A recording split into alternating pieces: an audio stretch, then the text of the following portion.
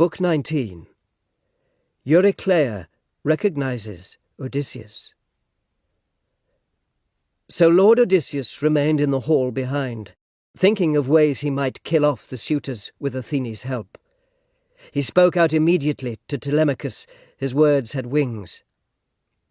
"Telemachus, all these war weapons we must stash inside, and when the suitors notice they're not there and question you, then reassure them, using gentle language.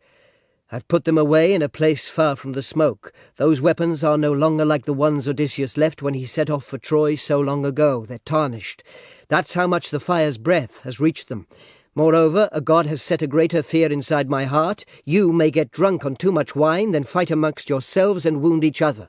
That would shame the feast, disgrace your courtship, for iron by itself can draw a man to use it."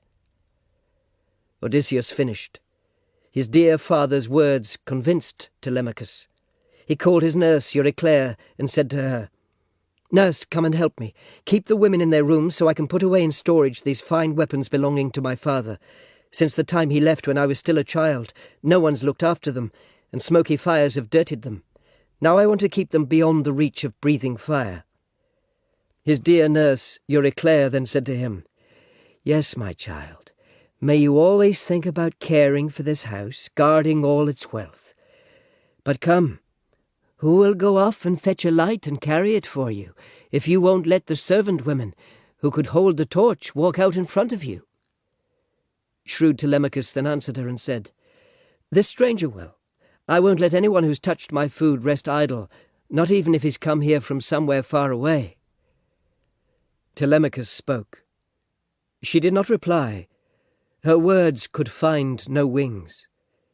So she locked shut the doors in that stately room. Then both Odysseus and his splendid son jumped up and carried away the helmets, embossed shields, and pointed spears. In front of them Pallas Athene held up a golden lamp and made beautiful light.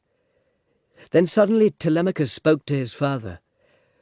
"Father, what my eyes are witnessing is an enormous wonder. In this room the walls and beautiful pedestals, the fir beams and high supporting pillars are glowing in my eyes as if lit up by blazing fire. Some god must be inside, one of those who hold wide heaven." Resourceful Odysseus then answered him and said, "Keep quiet, check those ideas and ask no questions. This is how the gods who hold Olympus work. You should go and get some rest. I'll stay here, so I can agitate the servants even more, and your mother. As she laments, she'll ask for each and every detail." Odysseus finished. Telemachus moved off, going through the hall, below the flaming torches, out into the room where he used to rest when sweet sleep came to him. Then he lay down there and waited for the dawn. Lord Odysseus remained behind in the hall, thinking how to kill the suitors with Athene's help. Then wise Penelope emerged out of her room, looking like Artemis or golden Aphrodite. Beside the fire where she used to sit, they placed a chair for her, inlaid with ivory and silver. Imalchius, a craftsman, had made it years ago. He'd fixed a footstool underneath, part of the chair on which they usually threw a large sheep fleece. Here wise Penelope sat, while white-armed servants came from the women's hall and started to remove the lavish amounts of food, the tables and the cups high-spirited suitors had been drinking from. The embers in the braziers they threw on the floor, then filled them up with plenty of fresh wood for warmth and light. But then Melantho once again went at Odysseus, chiding him a second time. "Stranger, are you still going to pester us even now, all through the night in here, roaming around the house, spying on women? Get outside, you wretch, and be satisfied with what you've had to eat, or soon enough you'll be beaten with a torch and leave that way." Resourceful Odysseus scowled and said to her, "You're a passionate woman. Why is it you go at me like this with such anger in your heart? Is it because I'm filthy, wear shabby clothing on my body, and beg throughout the district? I have to. Sheer need forces that on me. That's what beggars and vagabonds are like. But once I was wealthy and lived in my own home, in a rich house too, among my people. I often gave gifts to a wanderer like me, no matter who he was or what his needs when he arrived. I had countless servants and many other things that people have when they live well and are considered rich. But then Zeus, son of Kronos, ruined me. That's what he wanted, I suppose. And so, woman, take care that you too someday don't lose all that grace which now makes you stand out among the woman servants here. Your mistress may lose her temper with you and make things difficult, or Odysseus may come home, for there's still a shred of hope. Even if he's dead and won't come home again, thanks to Apollo he's got Telemachus, a son just like himself. And no woman in these halls who acts with recklessness escapes his notice. He's a child no longer." Odysseus spoke. Wise Penelope heard his words and rebuked Melantho, saying to her, "You can be sure, you bold and reckless bitch, I've noticed your gross acts, and you'll wipe away the stain with your own head. You clearly know full well, because you heard me say it, I'm intending to ask this stranger in my halls some questions about my husband, since I'm in so much pain." Penelope paused, then spoke to Eurynome, her housekeeper, and said, "Eurynome, bring a chair over here with a fleece on it, so the stranger can sit down and talk to me and hear me out. I want to question him." Once Penelope had spoken, Eurynome quickly brought a polished chair and placed it there. She threw a sheep fleece over it. Lord Odysseus, who'd been through so much, sat down in it, and then wise Penelope began their conversation. "Stranger, first of all I'll ask this question. Who are you among men? Where are you from what city? And your parents, where are they?" Resourceful Odysseus then answered her and said, "Lady, no human living on the boundless earth could find fault with you, and your fame extends right up to spacious heaven, as it does for an excellent king who fears the gods and governs many valiant people, upholding justice.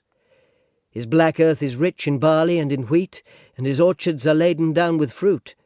His flocks bear young and never fail, while the sea yields up its fish. All this from his fine leadership. With him his people thrive. So here, inside your home, ask me questions about anything except my family or my native land, in case you fill my heart with still more sorrow as I remember them. For I'm a man who suffered a great deal, and there's no need for me to sit here weeping my laments in someone else's house. For it's not good to be sad all the time and never stop, in case the slaves or you yourself resent it, and say I swim in tears because my mind is now besotted, loaded down with wine." Wise Penelope then answered him and said, "Stranger, the immortal gods destroyed my excellence in form and body when Argives got on board their ships for Troy. Odysseus went with them, my husband. If he would come and organize my life, my reputation then would be more famous, more beautiful as well. But now I grieve. Some god has laid so many troubles on me. For all the finest men who rule the islands, Dulichium, Sami, wooded Zacynthus, and those who live in sunny Ithaca, these men are courting me against my will, and they are ruining the house. That's why I have no time for suppliants and strangers, or for heralds who do the people's work. Instead I waste away my heart longing for Odysseus. They're all keen on marriage, but I trick them with my weaving. Some god first breathed into my heart the thought that I should place a huge loom in the halls and weave a robe, wide and delicate fabric. So I spoke to them at once. You young men, my suitors, since Lord Odysseus is dead, you're keen for me to marry, but you must wait until I'm finished with this robe, so I don't waste this woven yarn in useless work. It's a burial shroud for Lord Laertes, for when the lethal fate of his sad death will seize him, so no Achaean woman in the district will get angry with me that a man who'd won much property should have to lie without a death shroud." That's what I said, and their proud hearts agreed. So every day I'd weave at the big loom, but at night, once the torches were set up, I'd unravel it. And so for 3 years I tricked Achaeans into believing me. But as the seasons came and months rolled on, and many days passed by, the 4th year came. That's when they came and caught me undoing yarn. Thanks to my slaves, those ungrateful bitches. They all shouted speeches at me, and so against my will I was forced to finish off that piece of weaving. Now I can't escape the marriage or invent some other scheme. My parents are really urging me to marry, and my son is worrying about those men eating away his livelihood. He notices because he's now a man, quite capable of caring for a household to which Zeus has granted fame. But tell me of your race, where you come from, for you did not spring up out of an oak tree in some ancient story, or from a stone." Odysseus, a man of many schemes, then answered her and said, "Noble lady, wife of Odysseus, Laertes' son, will you never stop asking your questions about my family?" All right, I'll tell you. But you'll be giving me more sorrows than those which grip me here, as is the rule when a man's been absent from his native land as long as I have now, wandering around through many towns of mortal men, suffering great distress. Still, I'll answer what you ask, the questions you have posed. There's a place in the middle of the wine-dark sea called Crete, a lovely, fruitful land surrounded by the sea. Many men live there, more than one can count in 90 cities. The dialects they speak are all mixed up.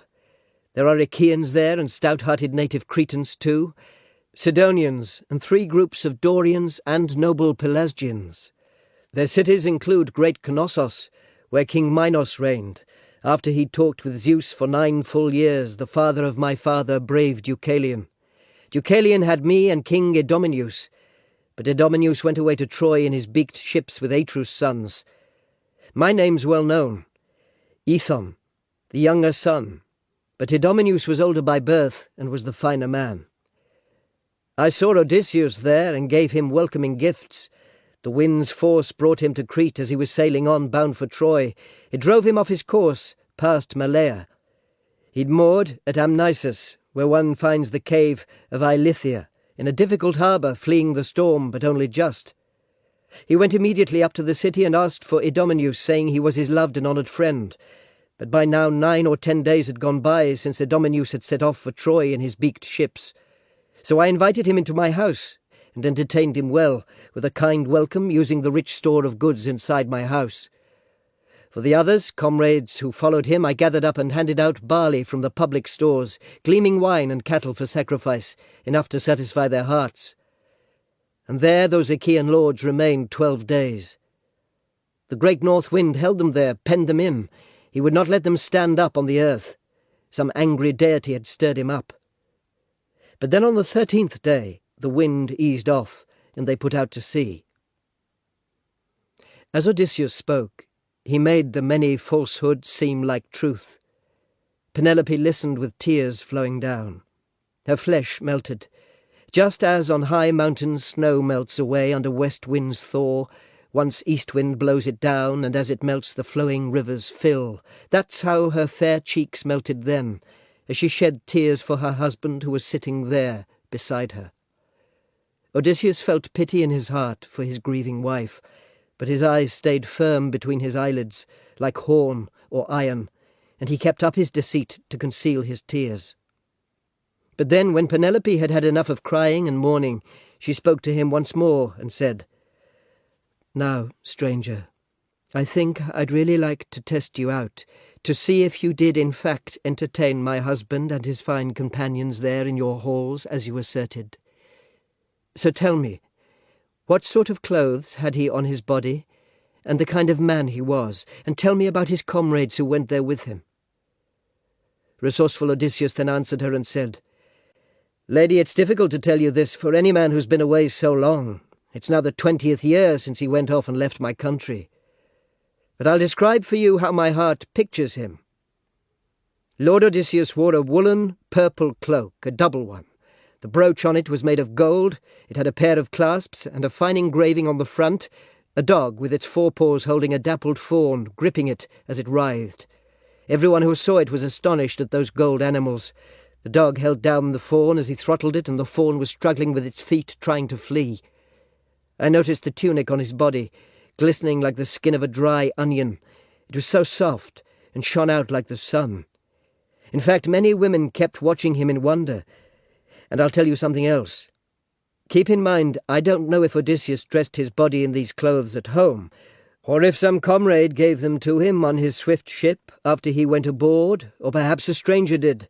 Odysseus was liked by many men. Few Achaeans could equal him.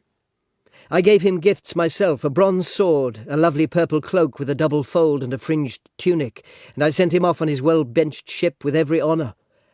And in his company he had a herald, older than himself, but not by much. I'll tell you about him. He looked like this. He had rounded shoulders, a dark skin and curly hair, and his name was Eurybates. Odysseus valued him more than any other of his comrades. He had a mind that matched his own. As Odysseus spoke, in Penelope he roused desire to weep still more, because she recognized in what Odysseus said signs that he spoke the truth. But then, when she'd had enough of tearful sorrow, she answered him and said these words: "Stranger, though I pitied you before, in my home you'll now find genuine welcome and respect. I was the one who gave him that clothing you talk about. I brought them from the room, folded them, and pinned on the shining brooch to be an ornament for him. But now I'll not be welcoming him here again, when he returns to his dear native land. Odysseus set off with an evil fate to catch a glimpse of wicked Ilion, a place that never should be spoken of." Resourceful Odysseus then answered her and said, "Noble wife of Odysseus, Laertes' son, don't mar your lovely skin or waste your heart by weeping for your husband any more. I don't blame you in the least, for anyone would mourn the husband she had married and then lost, one she'd had loving sex with and to whom she'd borne a child, even if he were not Odysseus, who, people say, is like the gods. But end your crying, and listen to my words. I'll tell you the truth, hide nothing, for I've already heard about Odysseus's return. He's close by, in the wealthy land of Thesprotians, still alive and bringing much fine treasure with him. He's urging men to give him gifts throughout that land. He lost his loyal friends on the wine-dark sea and his hollow ship as he was moving from the island Thrinacia. Zeus and Helios were angry with him.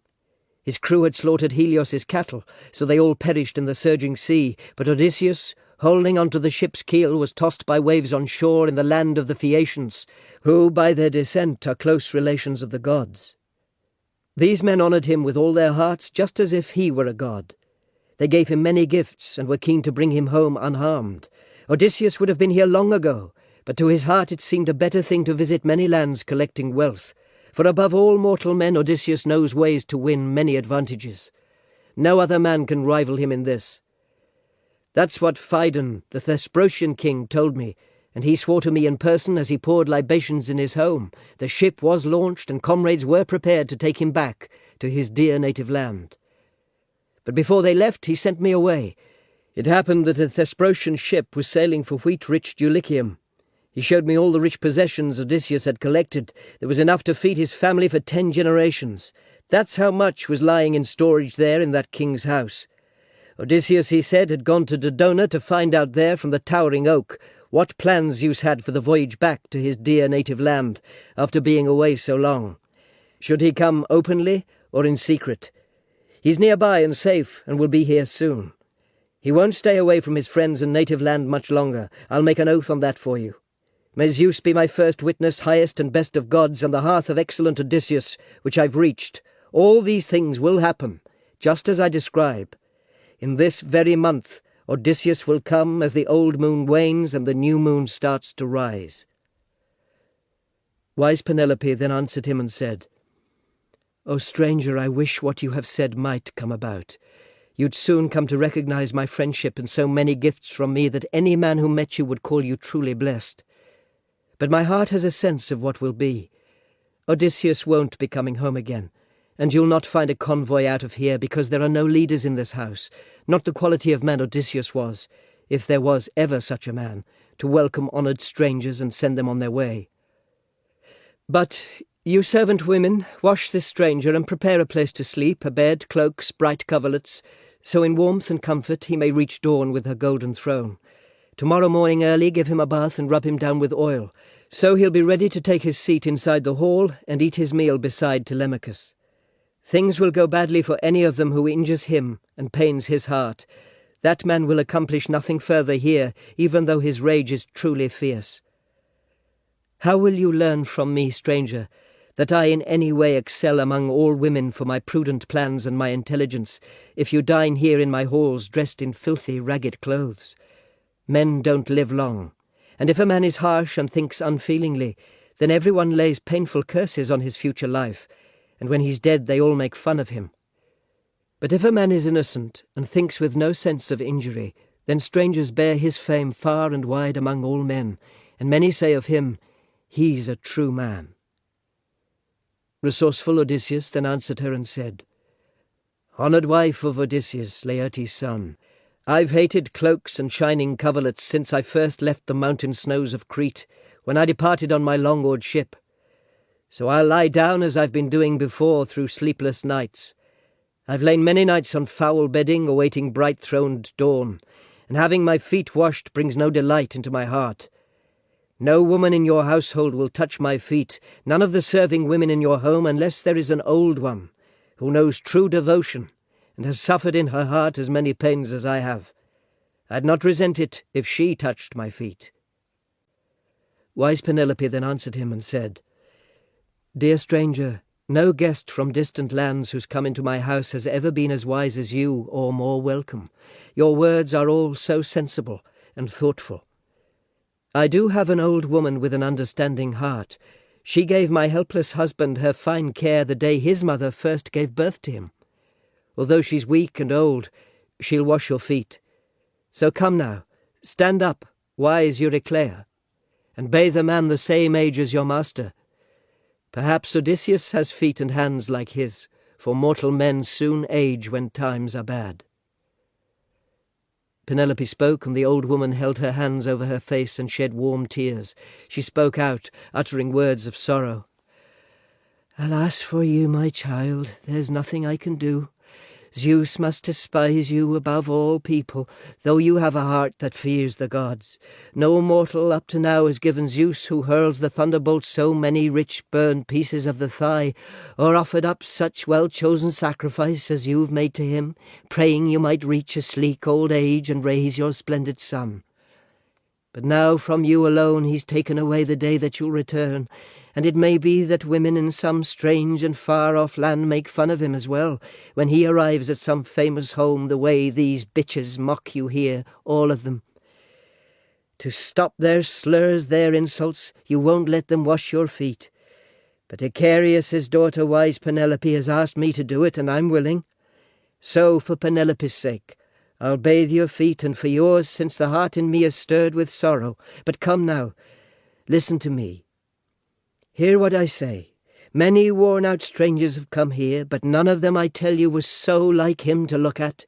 Your stature, voice, and feet are all just like Odysseus." Then resourceful Odysseus answered her and said, "Old woman, those who've seen the two of us with their own eyes all say the same. We both look very like each other, as you've seen and mentioned." After these words from Odysseus, the old woman took the shining bowl to wash his feet. She poured in plenty of cold water and added warmer water to it. Odysseus then sat down some distance from the hearth and quickly turned around towards the darkness, for suddenly in his heart he was afraid that when she touched him, she might see a scar he had, and then the truth would be revealed. She came up and began to wash her master. She recognized the scar immediately. A wound a boar's white tusk had given him many years ago when he'd gone to Parnassus, making a visit to Autolycus, his mother's splendid father, and his sons. That man could surpass all others in thievery and swearing. A god himself, Hermes, had given him those skills. For him he used to burn pleasing offerings, thighs of younger goats and lambs. So Hermes travelled with him, bringing willing favours. When he came to the wealthy land of Ithaca, Autolycus had met his daughter's newborn son, and once he'd finished dinner, Euryclea set the child upon his knees and spoke to him. "Autolycus, you must personally find your daughter's child a name. We've been praying for a long time now to have this child." So Autolycus then answered her and said, "My son-in-law and daughter, give the boy whatever name I say.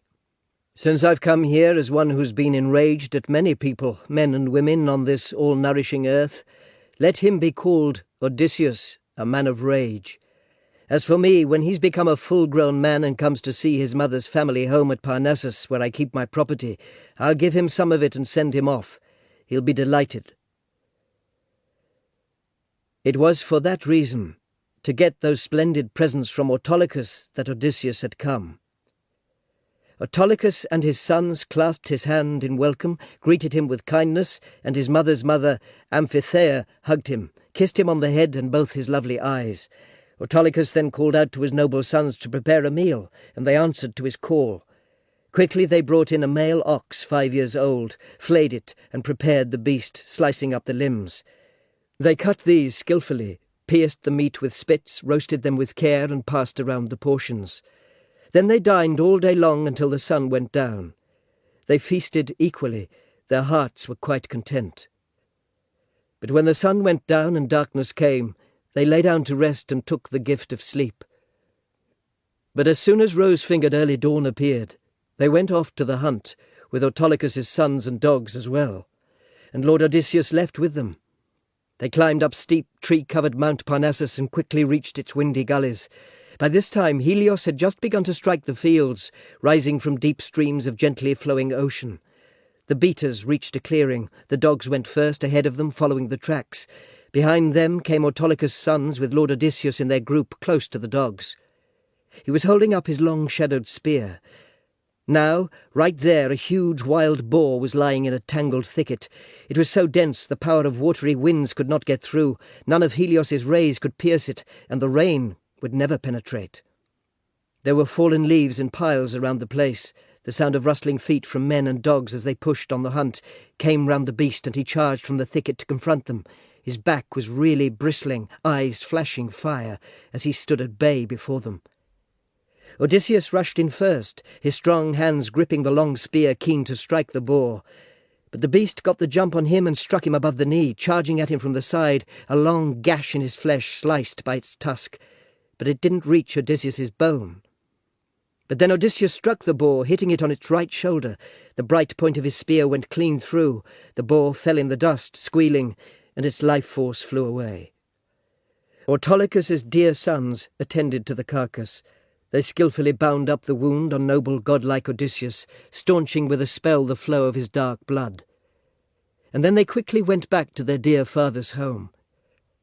When Autolycus and Autolycus's sons had fully cured him and given him splendid gifts, they soon sent him back in a joyful frame of mind to his native land in Ithaca. When he got back, his father and his honoured mother were delighted, asked him every detail of how he'd got the wound, and he told them the truth, how while he was hunting with Autolycus' sons when he'd gone to Parnassus, a boar's white tusk had gored him. That was the scar the old woman was then holding in her hands. She traced it out and recognized it. She dropped his foot. His leg fell in the basin and the bronze rang out. It tipped onto its side. Water spilled out on the ground. All at once joy and sorrow gripped her heart. Her eyes filled up with tears and her full voice was speechless. She reached up to Odysseus' chin and said, "It's true, dear child. You are Odysseus, and I didn't know you. Not until I touched all my master's body." She spoke, and her eyes glanced over at Penelope, anxious to tell her that her husband had come home. But Penelope could not see her face or understand, for Athene had diverted her attention. Then Odysseus's arms reached out for Euryclea. With his right hand he grabbed her by the throat and with the other pulled her closer to him. Then he said, "My good mother, why this wish to have me slaughtered? You yourself nursed me at this breast of yours. Now, in the 20th year, after undergoing numerous ordeals, I've come back to my native land. And now you've recognized me. A god has put that in your heart. Stay silent. So in these halls no one else finds out. I'll tell you something, and it will happen. If a god overpowers these arrogant suitors, sets them under me, I'll not spare you, though you are my nurse, when I kill other women in my home." Prudent Euryclea then answered him, "My child, what words escaped the barrier of your teeth? You know how strong and firm my spirit is. I'll be as tough as a hard stone or iron. I'll tell you something else. Keep it in mind. If a god does overpower these lordly suitors and sets them under you, then I'll tell you about the women in your home, the ones dishonouring you and those who bear no shame." Resourceful Odysseus then answered her and said, Good mother, why speak to me about them? There's no need. I myself will look at them and get to know each one, but keep this news to yourself. Leave the matter with the gods. Once Odysseus spoke, the old woman left the room to fetch water for his feet, since what she'd had before had all been spilled. Once she'd finished bathing him, she rubbed him with rich oil. Then Odysseus once more pulled his chair closer to the fire to warm himself. He hid the scar under his rags. Wise Penelope began to speak. She said, "Stranger, there's one small thing I'll ask you for myself. Soon it will be time to take a pleasant rest, and sleep is sweet to anyone it seizes, even if he's troubled. But some god has given me unmeasured grief, for every day I get my joy from mourning, from laments, as I look after my own work and supervise the servants in the house.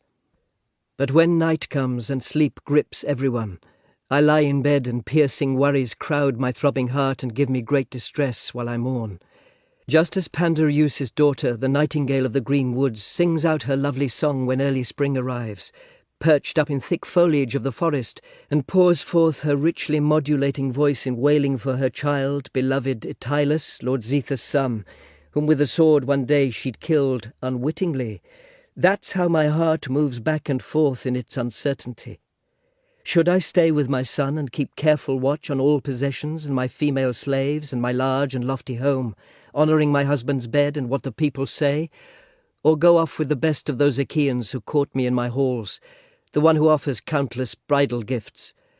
My son, while young and with a feeble mind, would not permit that I got married and left my husband's home. But now he's grown, his youth has reached its limit.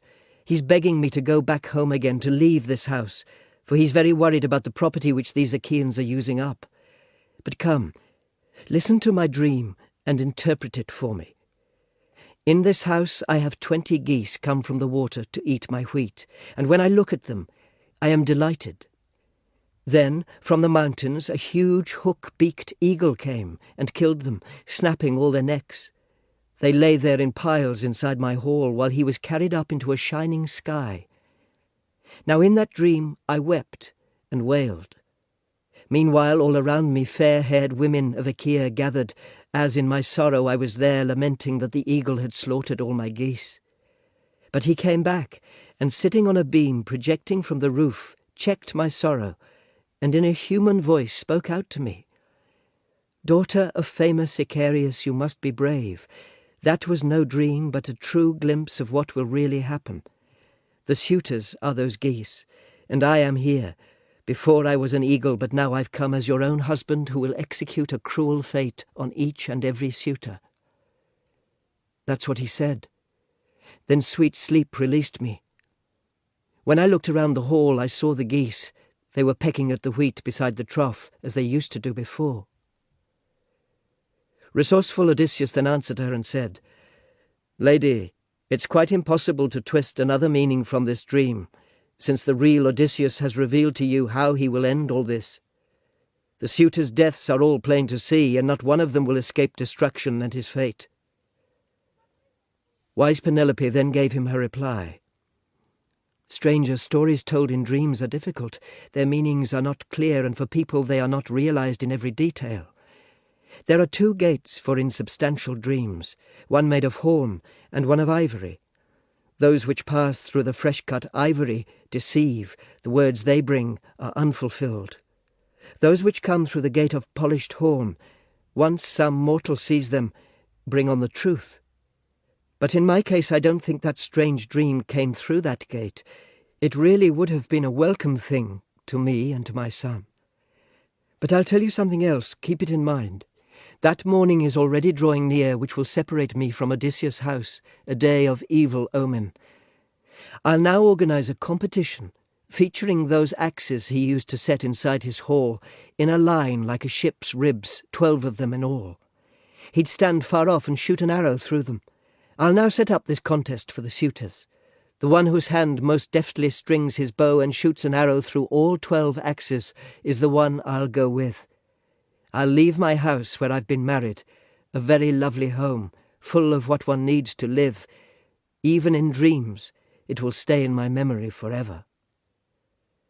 Resourceful Odysseus then answered her and said, "Honoured wife of Odysseus, Laertes' son, don't delay this contest any longer in your halls. For I can assure you, Odysseus will be here with all his schemes before these the men pick up the polished bow, string it, and shoot an arrow through the iron." Wise Penelope then answered him, "Stranger, if you wished to sit beside me in these halls to bring me pleasure, sleep would never sit on these eyelids of mine. But there's no way men can go on forever without sleep. Immortal gods have set a proper time for every man on this grain-bearing earth. So now I'll go up to my upper room and lie down on the bed which is for me a place for grieving, always wet with tears, since Odysseus went to wicked Ilion, a name which never should be mentioned. I'll lie down there, but you can stretch out here in the house, putting bedding on the floor, or let the servants make a bed for you." Once she'd said this, she went to her bright upper room, not alone, for 2 attendant women went with her. When she and her servants reached the upper room, she cried out for Odysseus, her dear husband, until bright-eyed Athene cast sweet sleep on her eyelids.